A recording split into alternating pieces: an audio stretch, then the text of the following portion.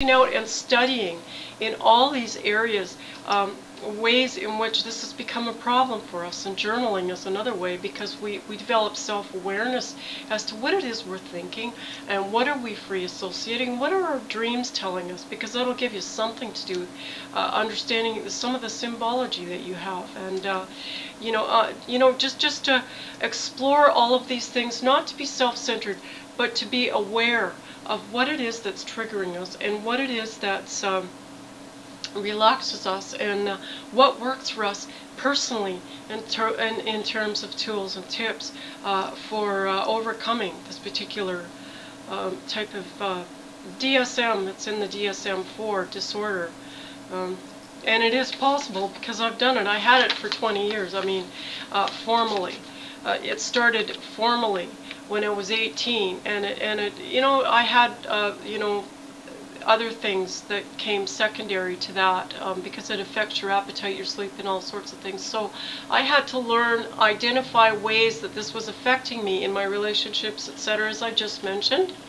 And then I had to explore all of these, different aspects of, okay, how do I overcome this secondary problem, for example, in relationships, or how do I overcome and develop healthy eating habits, because now I've got problems with appetite, or too much food, or not enough, or we're a little bit different the way we react. Some people react to stress by eating more, and other people, they can't eat. They're just butterflies in the stomach and nauseated all the time, so that's not conducive to eating for some people.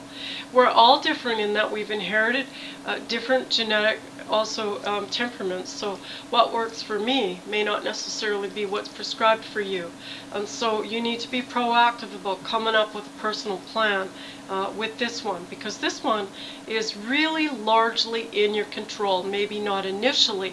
Initially it may have become chronically, like I said, hardwired in, but if you can give yourself, if you see a medical doctor, a psychiatrist, and get on an anxiety, you can start to break the pattern, because you give your body a break, and so you're not keeping it armored like that anymore. So you stop the cycle of tension and the need for tension reduction, which can lead to addictions and bad relationships and all kinds of other secondary kinds of problems that come off of this one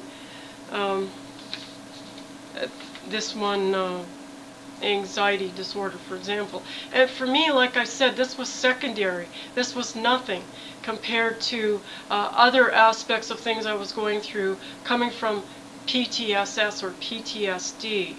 Things that I had to deal with there that were catastrophic, that had nothing, absolutely nothing to do with my own choices, other than how am I going to respond? What power do I have to affect change, as it says in, for example, the Serenity Prayer.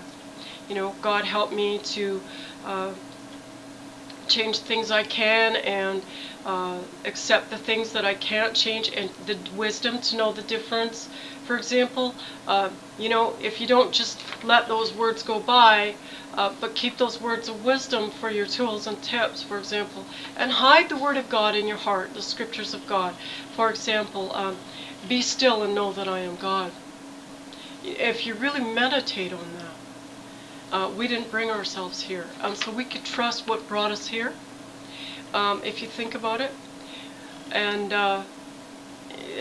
trusting and safety, be still and know that I am God. In other words, God is in control.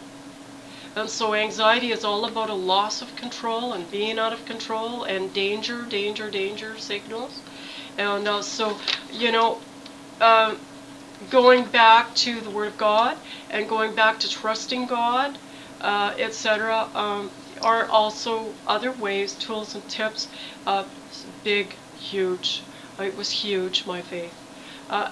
Because of the Lord also led me from one thing to the next, helping me to identify problems coming off of other problems, for example, the eating and the sleeping and the relationships, etc., and the changes that I needed to make in my thinking. For example, I became very much a worrywart, and that was all feeding into this other problem.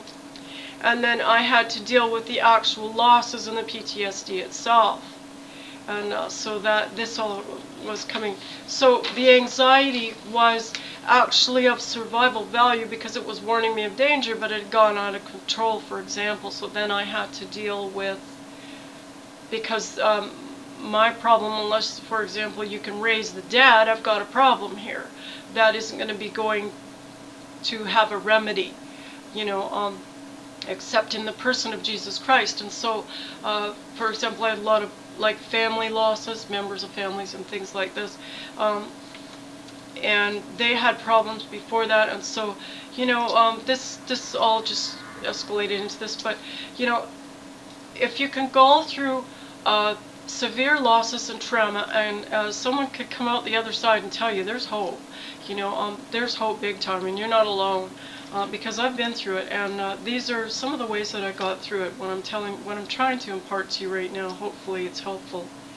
And so, anxiety comes from anxiety disorders are in the DSM, or the Diagnostic Manual for Statistical Manual for Psychiatric Disorders. It's an actual diagnosable illness. Enough people have it, like I said, because of the breakdown of family, etc. So the way out is the way in. You know, if you get into this state through lack of safety and protection and support, for example, because you're going through PTSD or severe loss or whatever, and the protection just hasn't been there and the safety hasn't been there to protect you from that, that's normally in place, for example, which is like maybe a good family or a good support system or whatever, can protect you from developing this. But if you don't have that, then, you know, there are ways to replace what is needed in order to recover and overcome it, to the point where you yourself may one day become an activist or an advocate to do with the very thing that you've overcome, your phobia or your particular malady, whatever it is, whether it be an addiction or PTSD or anxiety disorder or panic disorder or a phobia or whatever. You know, you can show other people the way also. That's victory, because the Bible calls that, says that we're set free. The truth is what sets us free. So we seek, knock, and ask for the truth, and it'll be open to us, Jesus said. But it also says that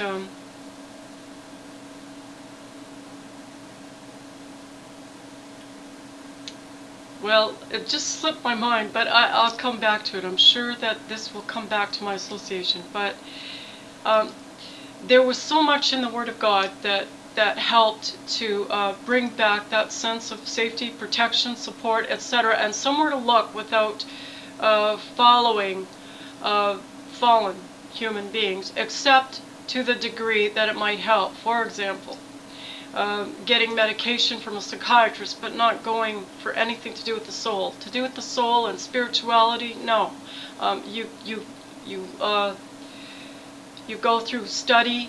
You get all the information you need to get. You identify your problems, your triggers. You know your illness. You know the recovery yourself. You get to learn the treatments. You get to identify places. You know, you take responsibility and you respond. Taking responsibility means to respond, and it's the only place we have any real power. That's to do with our willpower, our ability to choose. Not to be overtaken, but to overcome. And that's what it was the Bible said. It just slipped my mind. It says we overcome evil with good. So if illness and death and loss and PTSD and all these kinds of anxiety, horror, torment things and fear and all of that is evil, well then goodness would be to be actually coming to the point of recovery, to the point where you actually